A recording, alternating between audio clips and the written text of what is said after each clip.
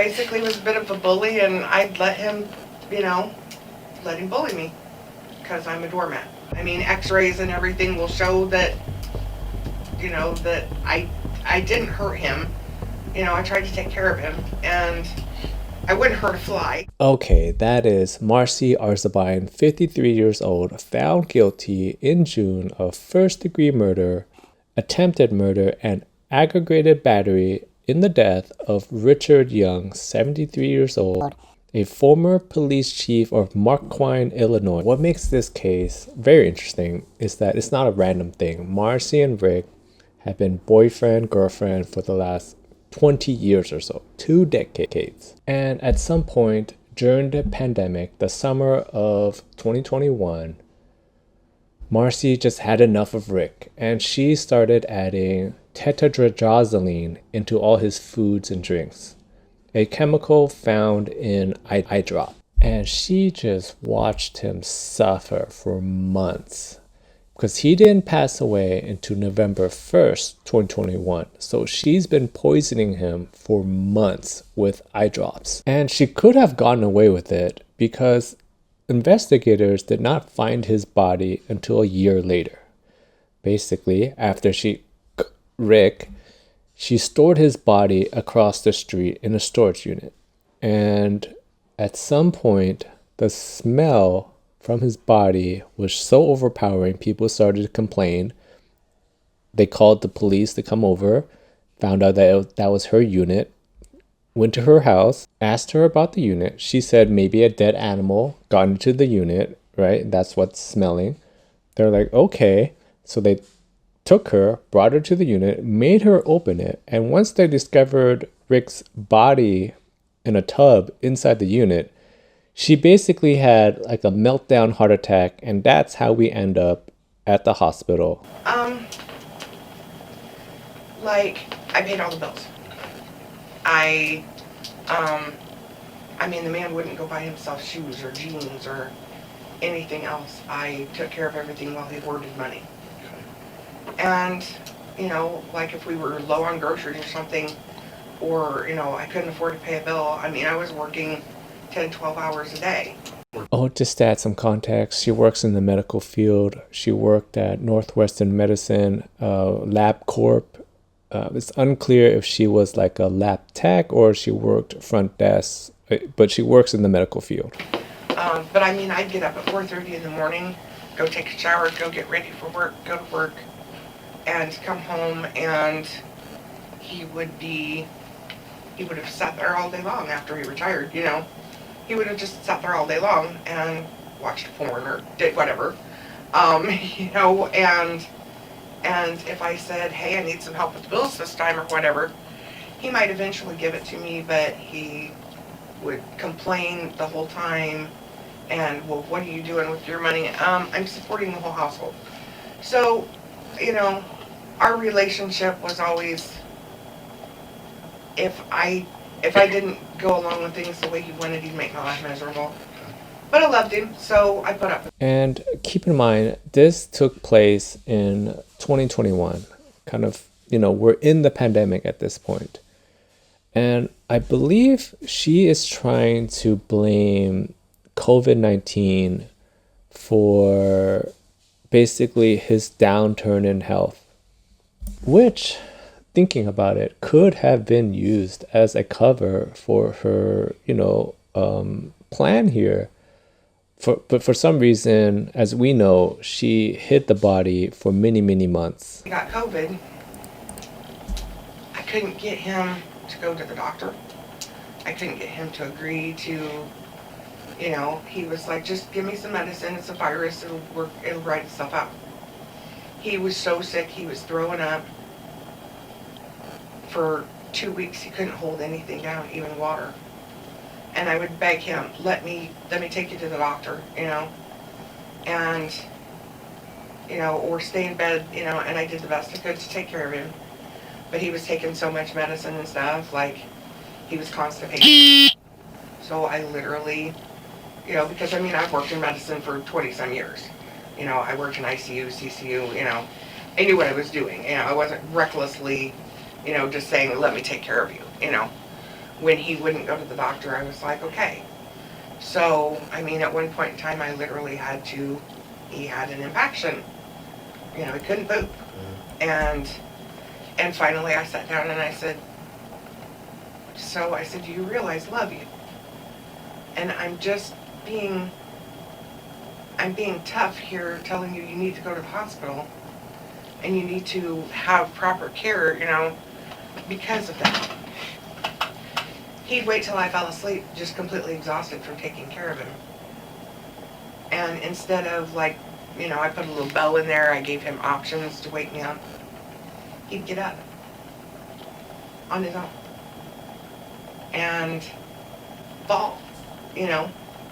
So I was like, why are you doing this? I'm here to help you. Well, I'm putting too much stress on you, you know, you don't feel good, you know, I need to take care of this myself.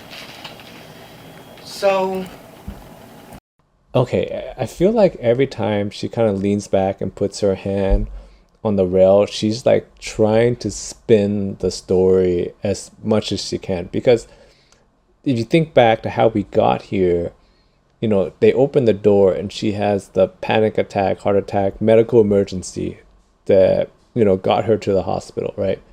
I'm thinking, just my opinion, that during the ride over, right, she's like trying to figure out a way out of this to spin the story. And again, this is 2021 pandemic COVID time. And I mean, it kind of works in a way, but oh, I could just see, you could see the gears spinning in her head right now. Then it got to the point where it was almost like, I don't even know how to explain it. I mean, it was like he was deliberately making it harder for me to take care of it. Okay, at this point, we know the game plan right now is to blame Rick's death on COVID. But the interesting part is actually her reasoning afterwards.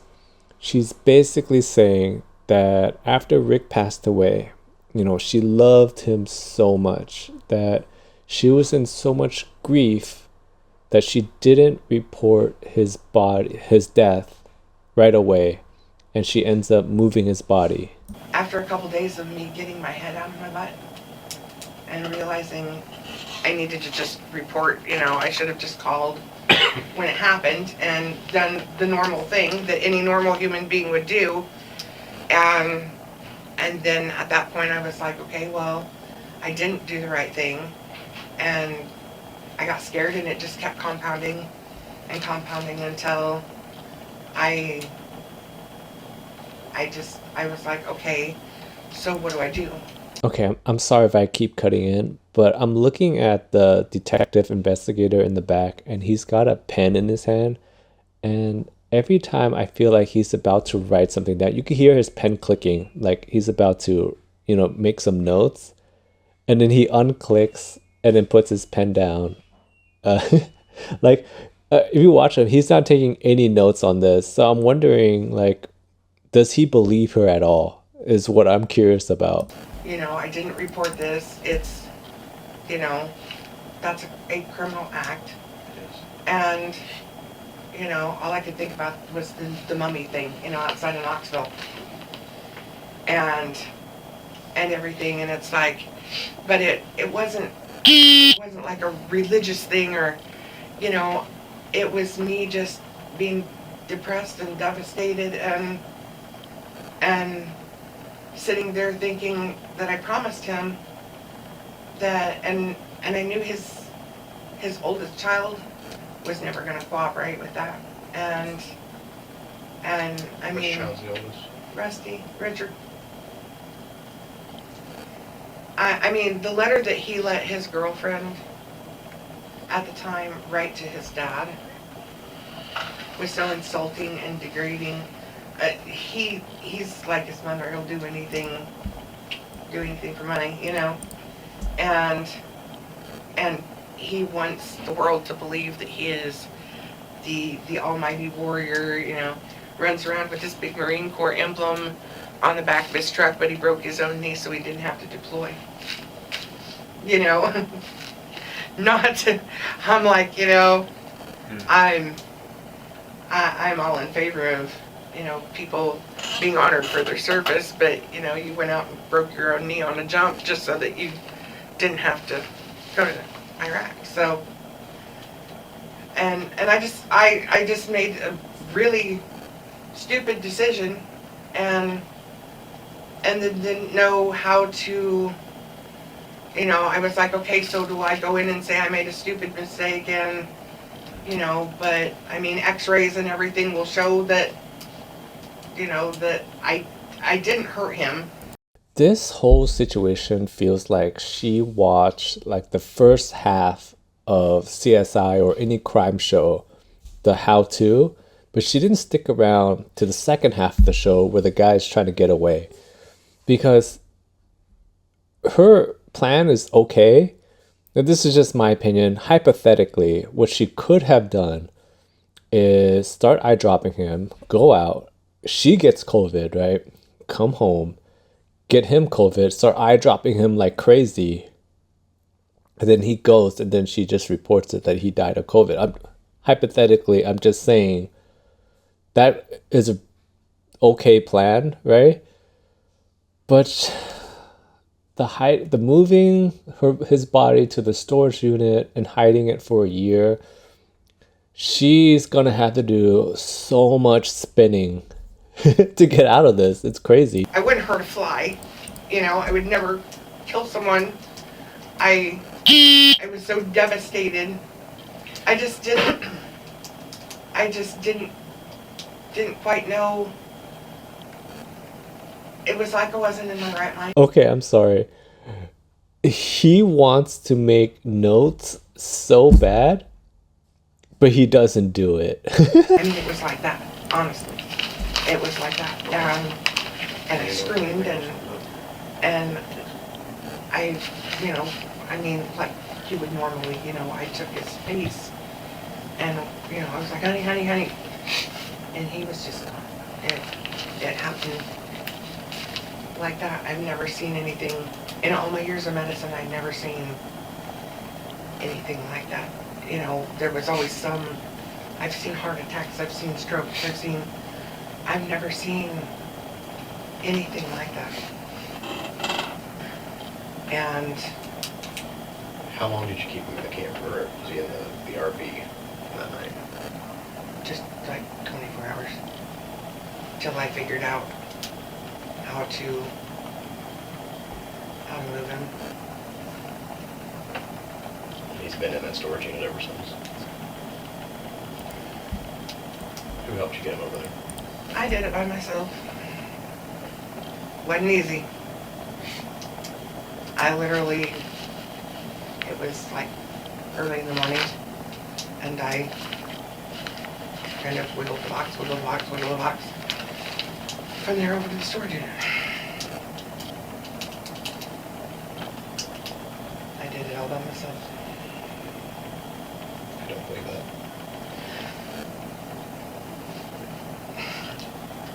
I would take a polygraph and swear to you on everything that's sacred to me. I literally took and kind of got it down, got the box down the steps, and like, I don't know how to demonstrate. If you're just kind of scooching up, something heavy, in a box a little bit at a time, that's literally how I did it. Okay, I want to remind everybody that she works in healthcare, so she has medical knowledge. And toxicology reports showed that Rick had elevated levels of trisodrozoline eye drops, well, basically what was in eye drops. She had been putting eye drops in his drinks and food for months, right? And supposedly he passes away at some point, and they don't find his body for at least a year later, right, in a storage unit. She has knowledge, She has access. I mean, it's looking not very good for her. So when Rick got COVID, did he get diagnosed with COVID, or did he just refuse to go to the doctor at all? He just refused to go to the doctor. We did a home test. Well, what started the whole thing is because he had a serious sweet tooth. And I was sitting in the bedroom painting, and he came in and we were talking about, the painting I was doing. And I would keep this little thing of Heath bars, little miniature Heath bars, on my desk. And he grabbed one and he was like, when did they start making mint flavored Heath bars? They didn't, I'm like, what are you talking about? He said, no, they're mint flavored, try one. So I tried it. It wasn't mint flavored. I said, no. So then he's like, okay, well, he said, they're good that way. Didn't think anything of it. Well, then he came in and said his coffee tasted like mint. And he said, and everything's got a little metallic wang to it. And I said, that's the kind of stuff that happened when I had COVID. And I said, maybe we better test you. And we did, and it came out positive. And, I called a friend of mine who's a doctor, and I said, so what's the recommended thing now? Okay, this is all believable. It's her storing the body in the storage unit that's the big problem for her. It was just like he had, a little off taste and a little runny nose, and he felt perfectly fine. And he said, no, he's like, no, just let him write it out. He said, there's really nothing that, that we recommend. He said, as long as he's not burning up with fever or, any of those things. He said, if he gets a fever, give him Tylenol. But if it becomes significant, if it becomes respiratory, then that's when you need to get him, whether he wants to go or not, you need to get him into the doctor. It never did. It never, he had a little cough for a couple days, but his all stayed in his throat, sinuses, and ears. So he, when I would sit there and be like, are you coughing? Are you feeling anything in your chest? He'd be like, no, it's just this damn stuff in my ears and being dizzy all of the time. He said, that's, and he said, and that just needs to pass. He's like, I'm not, dying of coughing or, I don't need a vent or any of that stuff. So that's why he just didn't want to. He hated being in the hospital. He'd been... So it wasn't like super serious. Just more of a head cold. Well, he was dizzy all the time. The throwing up was very serious. Right. But and that's when I kept telling him, you need to, but as long as he could, at least once a day keep down a milkshake and, things like that. You had said he was on a lot of medications. So what medications was he on? Just like Tylenol and,